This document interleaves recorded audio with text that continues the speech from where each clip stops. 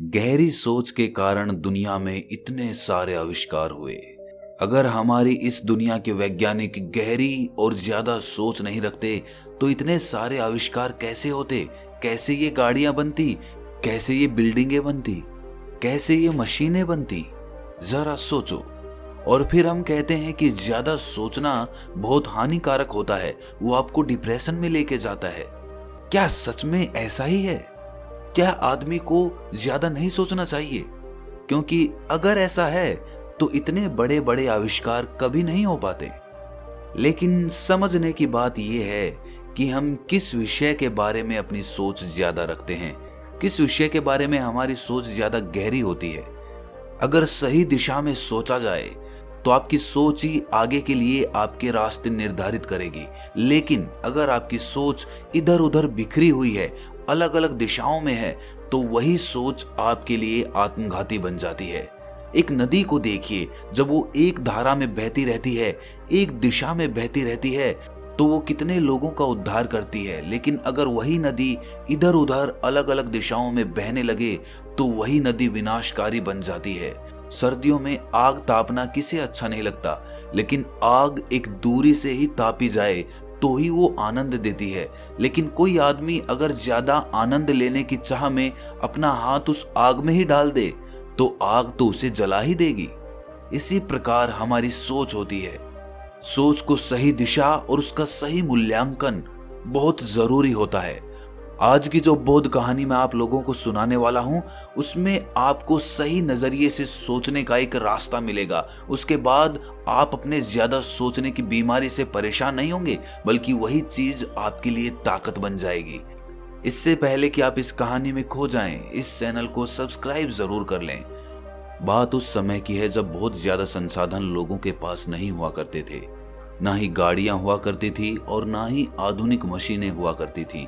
जब भी किसी आदमी को नगर में जाना होता था, या तो वो पैदल जाता था या फिर किसी घोड़ा गाड़ी में बैठ कर जाता था, और इस प्रक्रिया में उसे नगर पहुंचने में बहुत दिन लग जाते थे। इसी समय में रामपुरा नाम के गांव में रवि नाम का एक युवक अपने परिवार के साथ रहता था। रवि अभी 22 वर्ष का ही था, लेकिन उसमें युवा होने का जोश और उत्साह था। वो हर काम बड़ी लगन के साथ करता था और अपने काम को अंजाम तक पहुंचाकर ही दम लेता था। जब भी किसी के साथ कुछ बुरा होते देखता तो वहीं पर वो उसका विरोध करता और सामने वाले आदमी को उसकी गलती का एहसास कराता था। लेकिन रवि की माँ रवि के स्वभाव के कारण बहुत परेशान रहती थी। उसे हर वक्त अपने बेटे की चिंता लगी रहती थी, क्योंकि उसकी माँ जानती थी कि रवि बहुत ही आक्रामक प्रवृत्ति का युवक है। और जब रवि किसी काम के सिलसिले में कभी नगर में जाता तो कई कई दिनों तक वापस नहीं लौटता। इस बीच रवि की माँ अपने बेटे के बारे में सोच सोच कर बहुत परेशान रहती थी। उसके मन में हर वक्त अपने बेटे के प्रति कुछ अनहोनी होने का ख्याल चलता रहता था। अपने बेटे की चिंता में रवि की माँ कभी कभी तो खाना पीना तक भूल जाती थी और पूरे दिन अपने बेटे के बारे में ही सोचती रहती। और ये बात गांव में रवि के दुश्मनों को भी पता थी कि उसकी माँ रवि के बारे में बहुत ज्यादा सोचती है।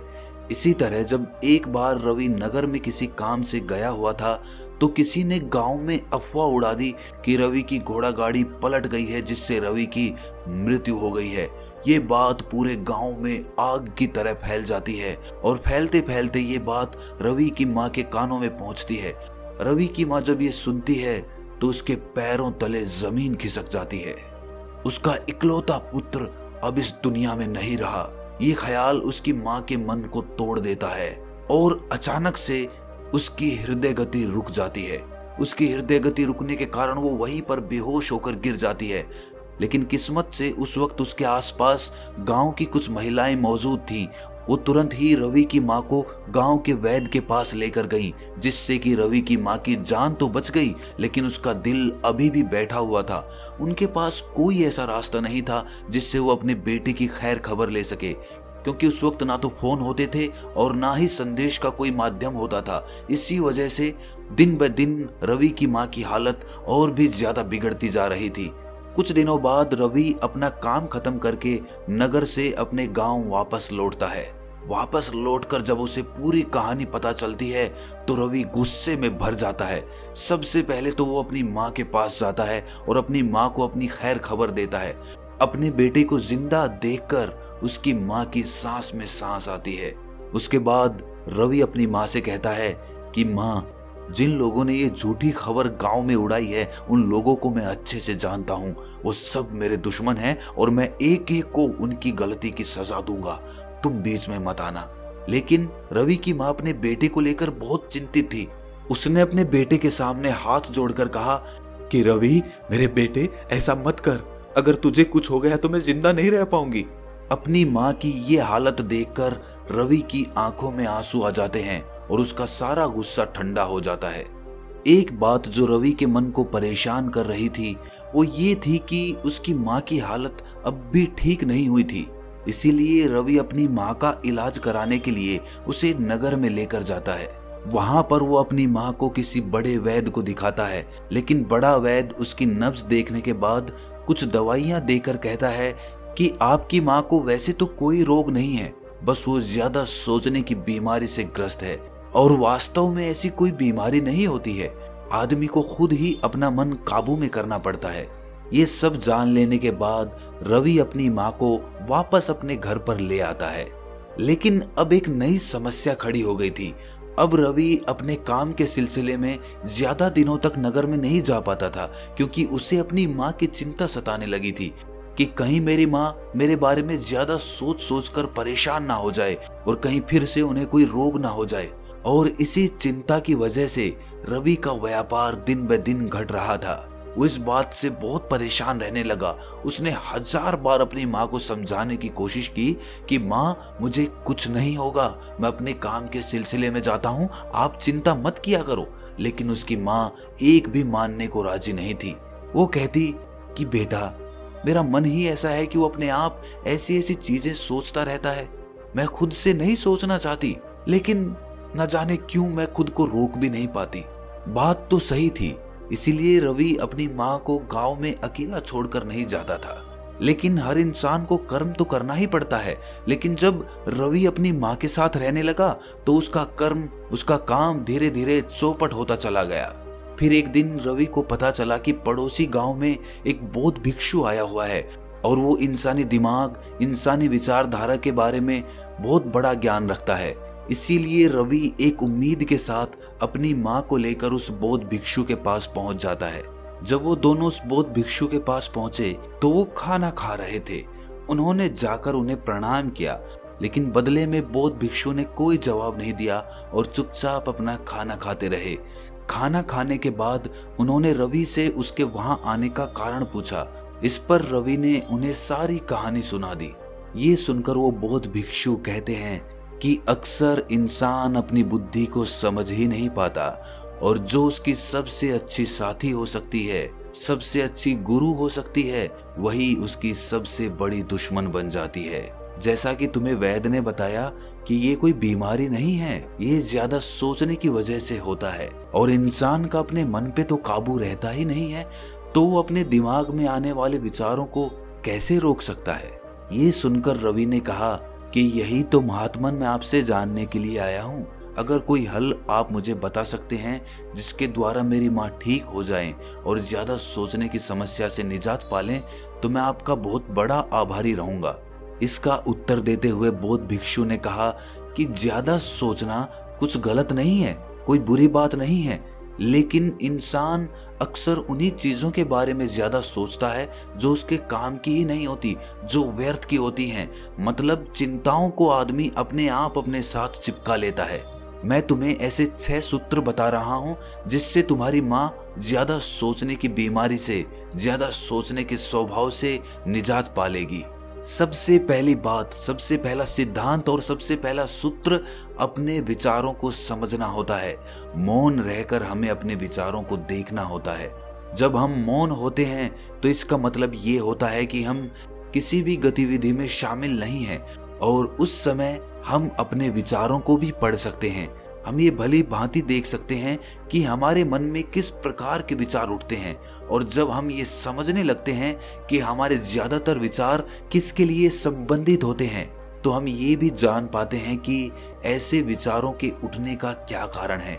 क्योंकि वही विचार जो सबसे ज्यादा संख्या में हमारे अंदर आते हैं, हमारे दिमाग में आते हैं, वही हमारा स्वभाव होता है, वही हमारे स्वभाव को निर्मित करते हैं। और जब हम मौन रहकर अपने विचारों को समझने लगते हैं तो इसका मतलब ये होता है कि हम अपने स्वभाव को समझ रहे होते हैं। अपने विचारों को समझने के बाद दूसरा सूत्र है कि अपने सारे विचारों को एक ही काम में लगा दो, उसी में अपना पूरा ध्यान लगाओ। एक काम को पकड़ो और उसमें पूरे तरीके से शामिल होकर उस काम को पूरे ध्यान के साथ करो। इससे आपके विचार इधर उधर कम भटकेंगे जरूर। ये मत समझना कि आप एक ही काम पे पहली बार में ही अपना पूरा ध्यान टिका देंगे। हो सकता है कोई काम करते वक्त आपके विचार इधर उधर जाएं, लेकिन जब आपको होश आए कि हमारे विचार इधर उधर दौड़ रहे हैं तो वापस से अपने विचारों को उसी काम में लगाने की चेष्टा करो और धीरे धीरे आपका ये स्वभाव बन जाएगा और आप पूरे तरीके से अपने विचारों को संगठित कर कोई भी काम करने के लिए सक्षम हो पाएंगे। और इसी सूत्र का अनुसरण करते हुए हमें ये भी ध्यान में रखना चाहिए कि हम एक ही विचार के बारे में गहराई से सोचें। अगर हमें बहुत तरह के अलग अलग विचार आ रहे हैं तो हमें उनमें से एक विचार उठाकर उसी विचार की गहराई तक जाना है, उसी विचार को खोदते खोदते चले जाना है ताकि हम उस विचार की जड़ तक पहुंच सकें। हम ये पता कर सकें कि ये विचार कहाँ से जन्म ले रहा है, कहाँ से इसकी उत्पत्ति हो रही है। और जब आप पूरा ध्यान एक ही विचार पर केंद्रित कर देते हो तो आप उस विषय के बारे में, जिसके बारे में आपके मन में विचार चल रहा था, उसके बारे में पूरी जानकारी, पूरा ज्ञान अपनी बुद्धि के माध्यम से हासिल कर सकते हैं। अगला सूत्र जो आपकी ज्यादा सोचने की समस्या को हल कर देगा वो ये है कि हमें निरंतर शारीरिक व्यायाम या नाच गाना या किसी भी तरह की ऐसी क्रिया करनी चाहिए जिसमें हमारा मन पूरी तरह से शामिल हो जाता है। उससे हमारे मन के सारे विचार, सारी इधर उधर की बातें धुल जाती हैं और हमारा मन एकदम निर्मल हो जाता है। ये तो आप लोगों ने भी महसूस किया होगा कि शारीरिक व्यायाम या नाच गाना करने से मन को कितना सुकून, मन को कितनी शांति मिलती है। इसीलिए पता होते हुए भी हम वो काम नहीं कर रहे हैं तो इसमें गलती किसकी है? इसके बाद का सूत्र है कि अपने दिमाग को ठंडा रखने के लिए ऐसी चीजें खाएं जो दिमाग को ठंडक पहुंचाती हो, जो हमारे शरीर में ठंडक पैदा करती हो, ताकि हमारा दिमाग, हमारा रक्तचाप ठंडा रह सके, साधारण रह सके। जैसे कि अलग अलग तरह के फल, नारियल पानी, हरी हरी सब्जियां, जूस। अगर हम इन चीजों का सेवन करते हैं तो हमारा दिमाग एकदम शांत बना रहेगा और हमें ज्यादा सोचने की समस्या से कुछ ना कुछ राहत तो अवश्य प्राप्त होगी। अगला सूत्र है कि अपने विचारों की धारा को बदलने का प्रयास करो। इधर उधर की बेतुकी बातें सोचने की बजाय अपने विचार ऐसे काम पर केंद्रित करो जो रचनात्मक हो, जिससे कुछ ना कुछ रचना हो रही हो और जिससे आपके मन को खुशी मिलती हो। कुछ महिलाएं सिलाई का काम करती हैं, इसीलिए उनके सारे विचार उसी काम पर लगे रहते हैं और रचनात्मक तरीके से वो अपने मन को शांत भी रख पाती हैं। इसी तरह से हमें अपना ज्यादा समय बच्चों के साथ बिताना चाहिए, क्योंकि जितना समय हम बच्चों के साथ बिताते हैं हम खुद भी बच्चे हो जाते हैं और हमारा मन बेकार की चिंताओं से मुक्त हो जाता है। और सबसे आखिर में जो बात समझने की होती है वो ये होती है कि चिंता, फिक्र ये सब बेकार है, क्योंकि जो होना होता है वही होता है। आप उसमें कुछ नहीं कर सकते, आप बस प्रयास कर सकते हैं, हिम्मत कर सकते हैं, लेकिन उसके बाद जो परिणाम होगा वो आपके हाथ में नहीं है और वो कभी भी आपके हाथ में नहीं आ सकता, चाहे आप कितना भी सोच लें, कितनी भी चिंताएं कर लें। इसीलिए गीता का एक उपदेश हमेशा अपने मन में रखें कि जो होता है अच्छे के लिए होता है, जो हो रहा है अच्छे के लिए हो रहा है और जो होगा वो भी अच्छा ही होगा। दोस्तों, आज के समय में हम देखते हैं कि कितने ही लोग डिप्रेशन का शिकार हो जाते हैं और वो सब डिप्रेशन सिर्फ और सिर्फ ज्यादा सोचने की वजह से होता है, जिसके लिए मेडिकल साइंस और डॉक्टरों ने एक से एक दवाइयां भी बना दी हैं। लेकिन आप खुद सोचिए, क्या आप अपनी ज्यादा सोचने की हैबिट, अपनी ज्यादा सोचने की आदत किसी दवाई से कम कर सकते हैं? दवाई से आपको थोड़ी देर के लिए रिलैक्सेशन या शांति मिल जाएगी, जैसे कि रात में अगर हम नींद की गोली खाकर सोएं तो रात भर तो हम चैन से सो सकते हैं, लेकिन सुबह सुबह हम क्या करेंगे, अगली रात क्या करेंगे? क्या हम निरंतर गोलियों पर निर्भर होते चले जाएं? इसीलिए ये वीडियो बनाने का हमारा उद्देश्य है कि आप अपना इलाज स्वयं करना सीखें, क्योंकि प्रकृति में सब कुछ है, आपके अंदर सब कुछ बसा हुआ है। बस आपको अपने दिमाग और अपनी सोच पर काम करने की जरूरत है। छोड़ दीजिए बेकार की दवाइयां, वो आपको अंदर से खोखला बना देंगी।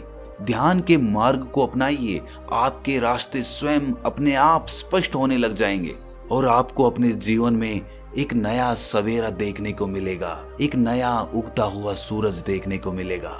तो आइए हमारे साथ इस मुहिम में जुड़िए और भारत को ज्यादा सोचने की चिंताओं से, डिप्रेशन से, इन सब से मुक्ति दिलाइए।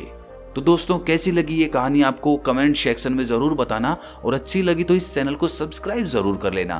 तो मिलते हैं अगली कहानी में, तब तक के लिए अपना ख्याल रखें।